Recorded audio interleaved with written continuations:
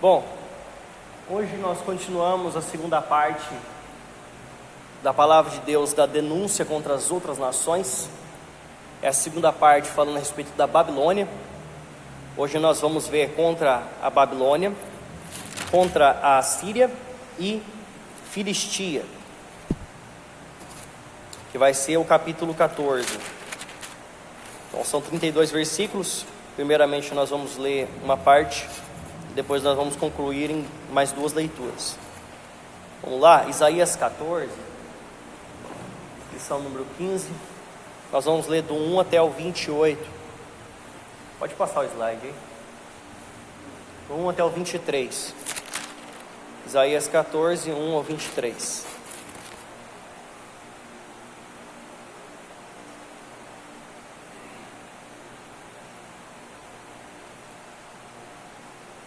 Amém? Versículo número 1 diz assim: Porque o Senhor se compadecerá de Jacó, e ainda elegerá Israel, e os porá na sua própria terra, e unir-se-ão a eles os estrangeiros, e esses se achegarão à casa de Jacó. Amém. Então essa aqui é a parte que nós lemos a respeito da Babilônia. Até algumas citações aqui sobre coisas espirituais. Pode passar. Vamos lá. Até a queda dos opressores. Do versículo 1 até o versículo 3, Deus fala assim: Porque o Senhor se compadecerá de Jacó, e ainda elegerá Israel, e os porá na sua própria terra. Unir-se-ão a eles os estrangeiros, e estes chegarão à casa de Jacó. Os povos os tomarão e os levarão aos lugares deles, e a casa de Israel possuirá esses povos por servos, e a casa de Jacó possuirá esses povos por servos e servas na terra do Senhor. Cativarão aqueles que os cativaram e dominarão sobre os seus opressores. No dia em que Deus vier e dar-te por descanso do seu trabalho, das suas angústias e da dura servidão com que te fizeram servir. Então, Israel sobreviveria, né, até os conquistadores, os medos persas, invadirem a Babilônia e levarem eles de volta para sua terra, né? Eles permitiram, né, na época do rei Dario, que eles voltassem para a terra deles após esse exílio de 70 anos na Babilônia. Então eles não precisavam se preocupar, que Deus logo traria um livramento para eles, não seria um cativeiro eterno. E também Deus estava prometendo aqui agora que ele ia destruir a Babilônia. Pode passar? Do 4 ao 14, né, a palavra de Deus fala assim: Então proferirás este motejo contra o rei da Babilônia e dirás: Como cessou o opressor, como acabou a tirania, quebrou o Senhor a vara dos perversos e o cetro dos dominadores, que feriam os povos com furor, com golpe incessantes, e com ira, dominaram as nações com perseguições irreprimível. Essa passagem é uma canção satírica contra o rei, né, no caso aqui o rei da Babilônia, e o sistema da Babilônia, de caráter histórico e escatológico. Escatológico por quê? Porque nós vamos ver que não se trata apenas da Babilônia atual, mas se trata da Babilônia do Apocalipse, né? A Babilônia da época da grande tribulação. Até mesmo o além, aqui ó, no versículo 9, ele fala assim: o além, ou o inferno, né? Em algumas outras traduções, o Sheol, né? Até mesmo o além, o Sheol, desde o profundo se turba por ti, para te sair ao encontro na tua chegada, e por tua causa desperta as sombras, e todos os príncipes da terra se faz levantar dos seus tronos, todos os reis e todas as nações.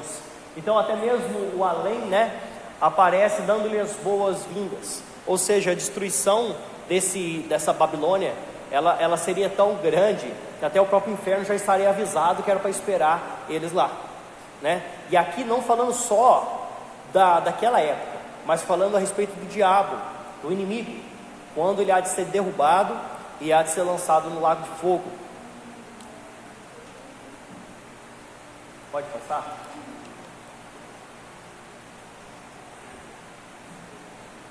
Aqui agora eu vou ter alguns textos para a gente poder estar abrindo. Vamos lá. Pode ler Lucas 10, 18. 1 Timóteo 3, 6. E Apocalipse 3, 20. Quer ler? Pode ler? Apocalipse 3, 20.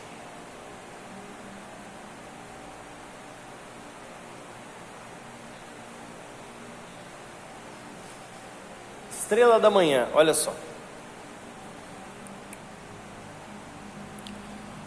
Como caíste do céu, ó estrela da manhã, filho da alva, né? Diabo, ele recebia antes um nome chamado Lúcifer, quer dizer anjo de luz, ou anjo que carrega a luz. Então ele era conhecido no céu como estrela da manhã, como o filho da alva, ou seja, da luminosidade, né? Essa tradução implica que ele andava com Cristo, né? Que o diabo, ele era aquele que andava junto com o Filho de Deus. Então, ele era conhecido como quem carregava a luz. Como foste lançado por terra, tu que debilitava as nações, dizia no teu coração: eu subirei ao céu, acima das estrelas de Deus, exaltarei o meu nome. Aqui já é outra parte, já vou estar lendo depois. Mas o luminoso, né, como eu li ali, evidentemente uma referência a Satanás, personificado aqui como o rei da Babilônia, tendo em vista a descrição semelhante feita por Cristo. Pode ler aí Lucas. Eu via Satanás como um raio cair do céu. Então olha só o que Jesus falou: eu via Satanás cair como um raio do céu. Então ele estava no céu e ele foi lançado na terra, naquela rebelião, a qual aqui fala o motivo, né? Ele se levantou lá no céu, com 1/3 da parte dos anjos, a palavra de Deus fala, e ele queria o que? Usurpar o trono de Deus. Ele queria ficar acima do trono de Deus, ou ser semelhante a Deus, dominar sobre Deus. Então, né, foi aquela batalha, o qual ele foi lançado sobre a terra. Isso aí provavelmente bem antes da criação do mundo, bem antes da criação da humanidade, melhor dizendo. O planeta estava aqui, né? Talvez tivesse vida aqui nesse planeta, como nós suponhamos que houvesse vida nessa época, e caiu-se o diabo, e naquele momento, provavelmente, como né, eles falam o tal do Big Bang, né, como os asteroides caindo na Terra, houve uma devastação do que havia aqui, né, e a Terra ficou dessa forma, sem forma e vazia. Então ele foi lançado na Terra, assim como Jesus cita aqui. E agora nós temos também, olha lá, e a impropriedade das expressões, versículo 13 e 14. Então, como eu estava lendo aqui, né? Exaltarei o meu trono acima da congregação, me assentarei nas extremidades do norte, e subirei acima das mais altas nuvens, e serei semelhante ao Altíssimo. Então essa aqui foi a fala do diabo, quando ele tentou usurpar o trono de Deus, né? Então, 1 Timóteo 3, 6.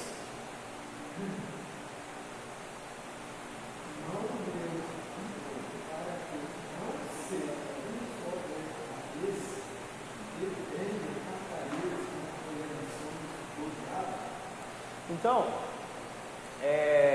a impropriedade, né, do que fala aqui, nesses versículos 13 e 14, né, a falta de propriedade, vamos falar assim, de reverência a Deus, o temor de Deus, né, ela está nos lábios de qualquer outro, senão de Satanás. E a pessoa, quando começa a agir dessa forma, como o diabo agiu, ele começa a se identificar como o inimigo, né, a arrogância, o ego, o orgulho, o tentar usurpar aquilo que não é dele, né? Principalmente quando se fala de autoridades ou se fala de coisas santíssimas de Deus, né?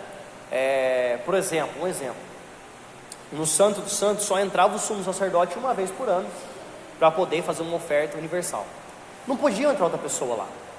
Ninguém podia querer usurpar o cargo do sumo sacerdote, porque ele mesmo, se entrasse lá em pecado, ele morreria lá dentro pela presença de Deus, porque era um lugar extremamente santo, né, o qual não poderia entrar pecado. E quando Jesus morreu na cruz, ele rasgou esse véu do Santo dos Santos. Literalmente ele rasgou. Quando ele estava morrendo na cruz lá, né, que ele inspirou, né, houve um terremoto, muitos ressuscitaram, o céu fechou, e no Santo dos Santos, né, rasgou no templo lá o véu, junto com aquele terremoto que teve, né, separou e rasgou. E isso foi a abertura do homem até a presença de Deus.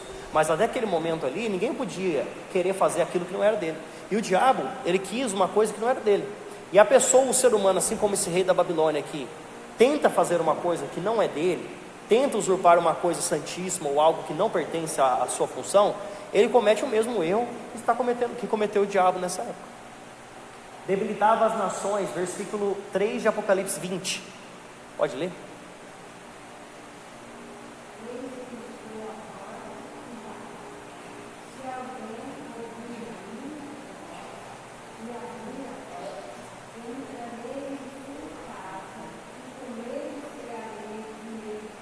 Espera um pouquinho que eu acho que eu anotei errado ali.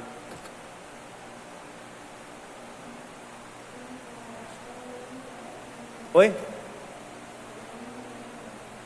Leu no lugar errado? O que está escrito aí? Não, é 20, versículo 3. Ah, tá, pode ler.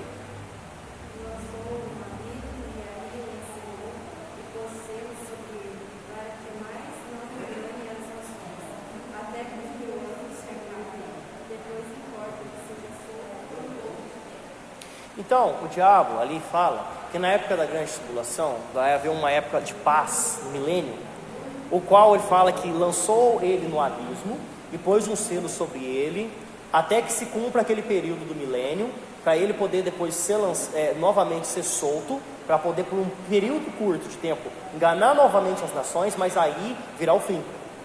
Aí vem o fim de todas essas coisas que nós conhecemos e que quem estiver aqui vai estar conhecendo na época da grande tribulação, né? E aí, de fato, ele vai ser condenado eternamente. Pode passar? O exemplo de Satanás, assim como eu li, né, agora há pouco, 5 frases com o sujeito na primeira pessoa detalham o pecado de Satanás. Aqui como ele fala, né? Eu assentarei no trono, eu subirei ao monte da congregação. Então, detalha o pecado de Satanás. Ele queria ocupar o céu, a morada de Deus, exaltar o seu trono acima das estrelas de Deus, que pode ser uma referência ou o seu desejo de governar todos os seres angelicais, assim, retratando os anjos como estrelas, né, no caso aqui, falando simbologicamente ou figurativamente falando, né? Então, assentar acima dos anjos, governar sobre os anjos do céu, que devem ser muitos, né, aliás. Ou simplesmente outra maneira de indicar a exaltação de si mesmo, né? De qualquer forma, o que ele queria era estar acima do poder de Deus. Pode passar? Aqui no versículo 13, ele fala uma palavra diferente aqui, né? Que pode ser mal compreendida. Ele fala, nas extremidades do norte. Por que ele fala norte?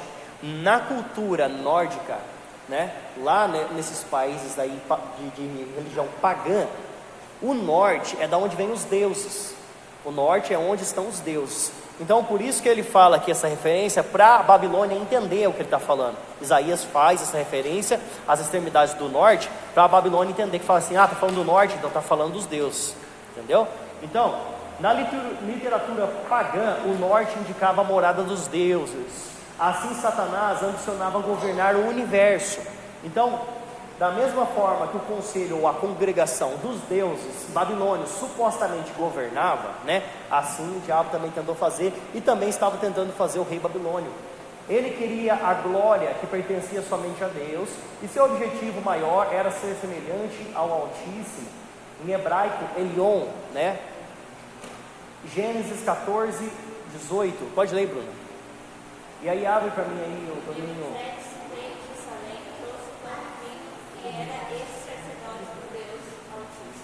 Tá? Então, Deus Altíssimo, né? Esse nome Elion, né? Tem esse significado.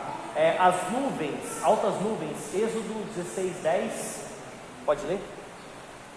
Êxodo 16:10. E aí abre lá em Isaías 19:1. Você abriu Isaías? Então abre em Êxodo. E aconteceu que quando falou a toda a congregação dos filhos de Israel, e eles se viraram para o deserto, eis que a glória do Senhor apareceu na nuvem. Então, quando ele fala aqui, as mais altas nuvens, né? Está falando a respeito da glória de Deus. Pode ler aí.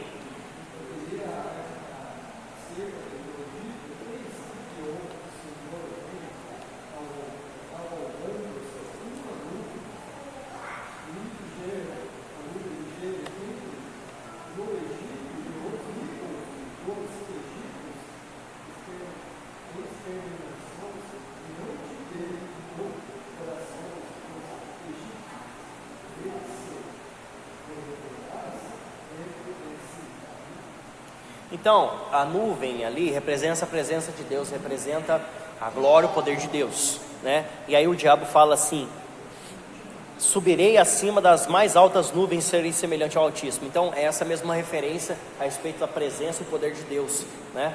Quando ela apareceu ali no Egito com aquela nuvem, o qual veio, né, a morte, e também a respeito ali também, um pouco para frente, né, em Êxodo, né? Pode passar. Seguindo o exemplo errado. Versículo 15 e 16, né? Contudo serás precipitado para o reino dos mortos, no mais profundo do abismo. Os que te virem te contemplarão, hão de fitar-te e dizer: este é o homem que fazia estremecer a terra e tremer os reinos. Então aqui tanto fala da Babilônia, quanto também fala de Satanás. Aqui de Satanás a referência quando ela leu ali, né? Depois que ele for de fato lançado, né? Ali naquele período que ele será selado, né? Ele debilitava as nações, agora ele está preso. Também uma referência ao rei da Babilônia, né? Que a Babilônia seria tão destruída, né? Como nós vamos ver mais para frente aqui, que ela viraria um nada, né? Diante das pessoas, e aí seria um motivo de zombaria. Aqui falando do futuro do rei da Babilônia, e como quem o ver vai reagir pela sua grande queda. Pode passar aí, irmão. É uma referência em Lucas 4:18. Leia aí, Bruno. Lucas 4:18. Cativos, versículo 17. Que punha o mundo como deserto e assolava as suas cidades, que em seus cativos não deixava ir para casa. Então aqueles a quem Satanás mantinha cativo, o quais Cristo veio libertar. Pode ler?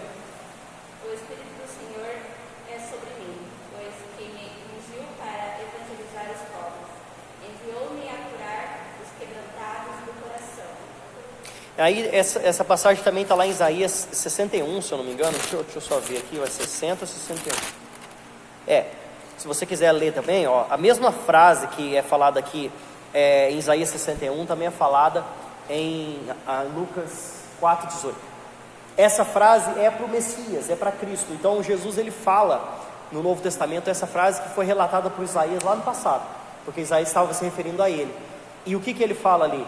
Que Deus o ungiu, ou o preparou, ou o enviou para poder pregar o evangelho aos quebrantados, os oprimidos, os cativos, né? Aqueles que eram presos, nós que fomos presos no pecado, na angústia, nas trevas, no domínio das trevas, para a morte, condenação eterna. Então o diabo ele prendia as pessoas para a morte através do pecado, e Cristo veio e libertou o homem do pecado que condena o homem ao inferno, né? Ele te libertou da condenação do inferno. No entanto, uma coisa que é importante a gente ressaltar é que a palavra de Deus fala assim: no final todo judeu será salvo. Essa frase, será salvo, quer dizer o quê? Ninguém está salvo ainda. Ninguém está salvo. Eu sou um salvo. Não, você vai ser salvo. Você vai ser salvo quando Jesus vier arrebatar a igreja. Quem for arrebatado vai ser salvo. Quem ficar nunca foi salvo.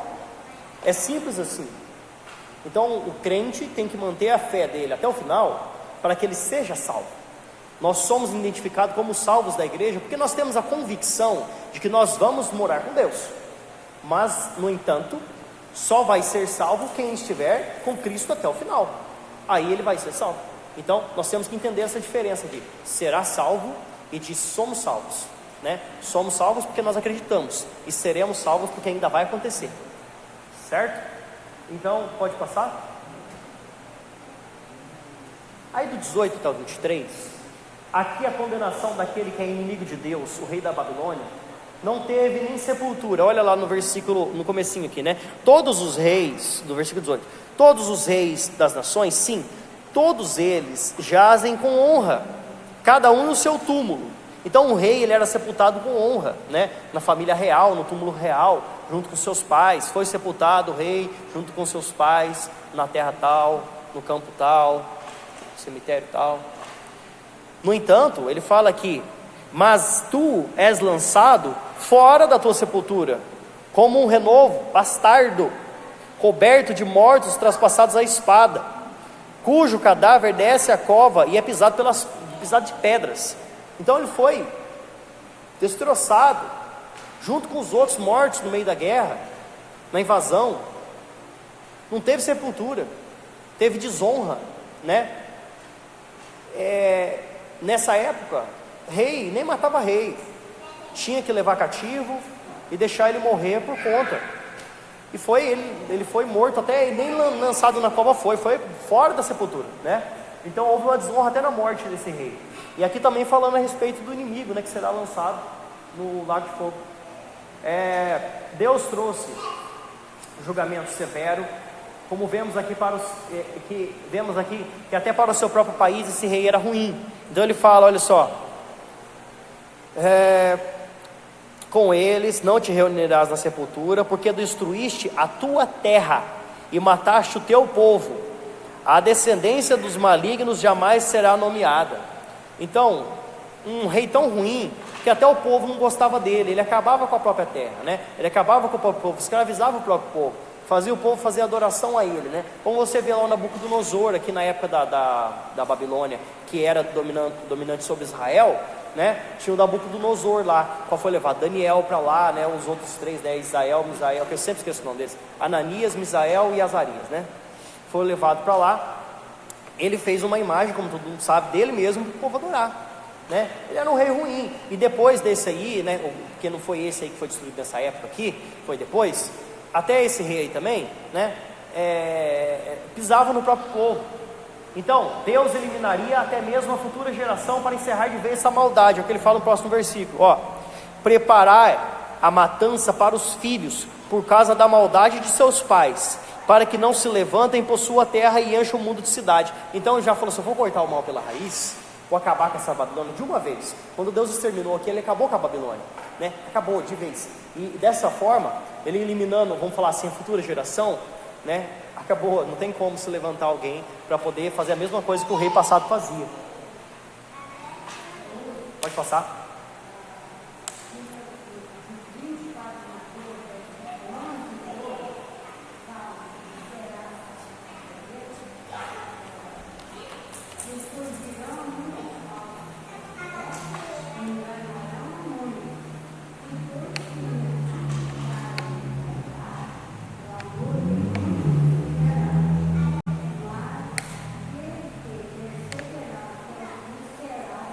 Será salvo.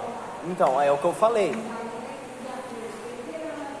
Eu ainda citei uma passagem que fala especificamente do judeu, né? O judeu original, né? Mas ali fala especificamente da igreja, né? Aquele que perseverar até o fim será salvo. Então, ninguém é salvo, será salvo, né? É isso que o crente tem que tomar cuidado, porque o homem que quer servir a Deus não vem no culto, não busca Deus, não ora a Deus em casa, não evangeliza, não faz nada para poder se parecer com Cristo, para poder servir a Cristo. Aí você fala, como uma pessoa dessa é salva, né? Ele pode ainda ser salvo no final da vida dele, ou em algum momento da vida dele que ele mudar, mas pelas atitudes da pessoa você vê que muitas vezes a condenação é certa. Então o crente tem que perseverar até o fim para ele ser salvo, né? E aí agora a gente continua a leitura em Mateus 14, agora está certo ali. Mateus 14, nós vamos ler do 24 até o 27, que fala a respeito da Assíria.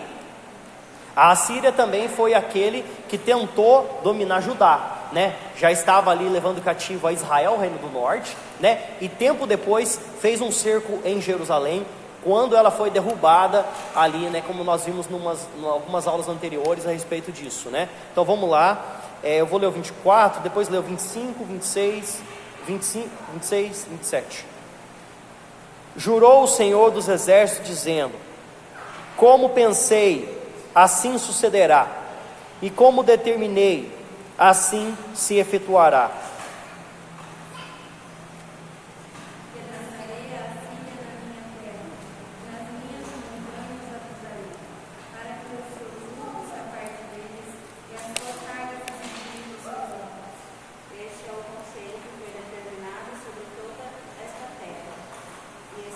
E esta é a mão que está estendida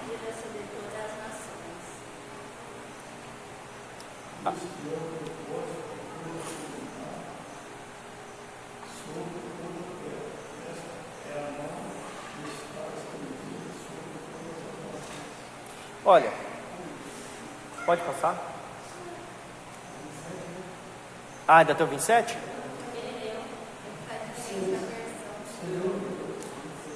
24, 25, 26, 27. Então leu o 27. Então,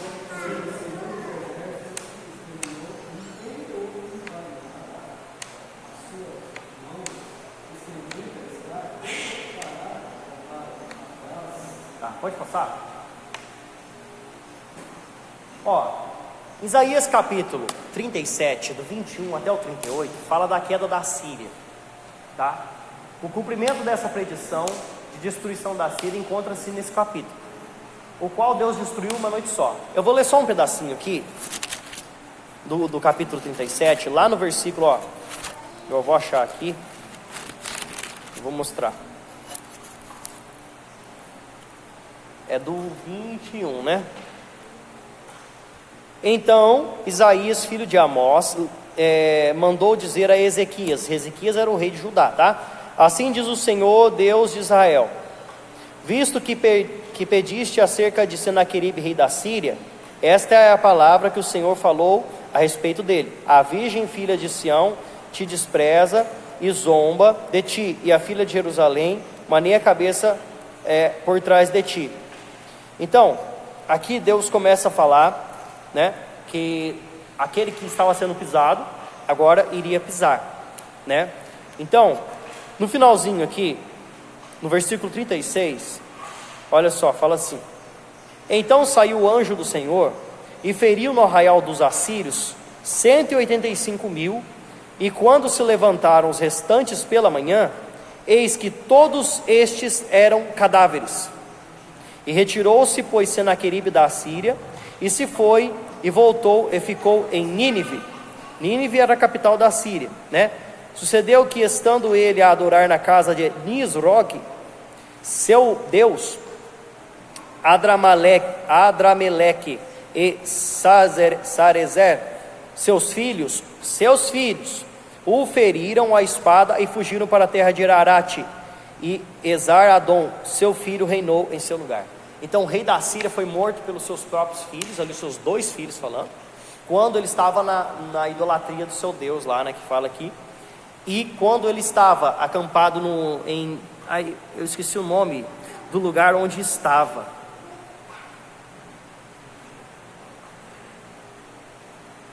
Aqui não vai falar, mas eu vou voltar um pouquinho aqui.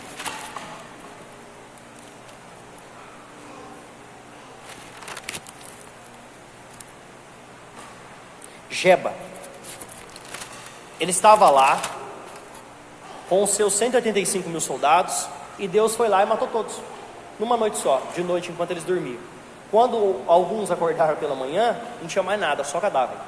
Então o próprio Deus destruiu a Síria inteira, né, o exército inteirinho, e deixou o rei vivo. E ele voltou para adorar na idolatria, e aí ele foi morto lá no seu templo. Então, pode passar. Isso aí foi a devastação da Síria. Agora nós vamos lá para Isaías 14, do 28 ao 32, para a gente encerrar. Eu vou ler o 28. No ano em que morreu o rei Acás, foi pronunciada essa sentença: não te alegres tu, toda a Filistia, por estar quebrada a vara que te feria, porque a estirpe da cobra sairá uma áspide, e o seu fruto será uma serpente voadora. Eu li o 2, né? Pode ler o 30 aí.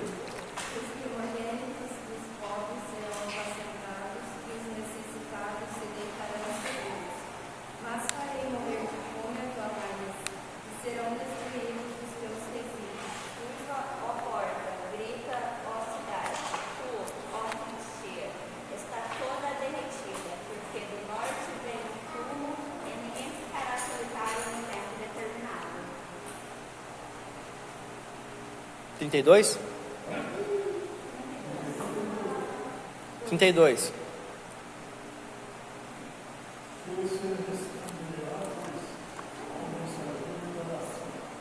o Senhor tomou a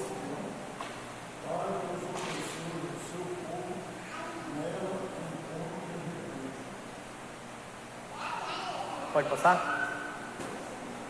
Então, Acaz morreu em 715 a.C. Era favorável à Síria, certo? Mas agora estava em dificuldades, como vemos no versículo 29, na parte A. Os mensageiros da Filistia vieram propor a Ezequias que se aliasse a eles, né? Ezequias, filho dele, tá? De Acaz, quando ele tomou o seu lugar, se aliasse a eles em uma revolta contra a Síria. No versículo 32 aqui ele fala, né? Olha só: que responderá, pois, aos mensageiros, os gentios, que o Senhor fundou em Sião, e nela encontra-se o refúgio dos aflitos do seu povo. O Senhor disse a Isaías que o alívio da opressão da Síria era apenas temporário, que a Filistia estava condenada e que a confiança de Judá devia estar no Senhor. Então Deus manda a Isaías que fale ao rei Ezequias que não se alie à Filistia para derrubar a Síria enquanto eles estavam sendo oprimidos por eles, né? Porque seria um período curto de tempo e eles não seriam levados cativos nem seriam oprimidos, né? Na época do rei Ezequias. E o Senhor deveria ser o centro da confiança do povo de Deus. Amém? Próxima lição, nós vamos estar fazendo o capítulo 15 e o 16, tá? São capítulos curtos, né? O capítulo 15 tem 9 versículos, o 16 tem 14, então dá para fazer na próxima aula aí, tá bom? E aí o tema vai ser contra Moabe, então o julgamento, a denúncia de Deus contra Moabe. Amém?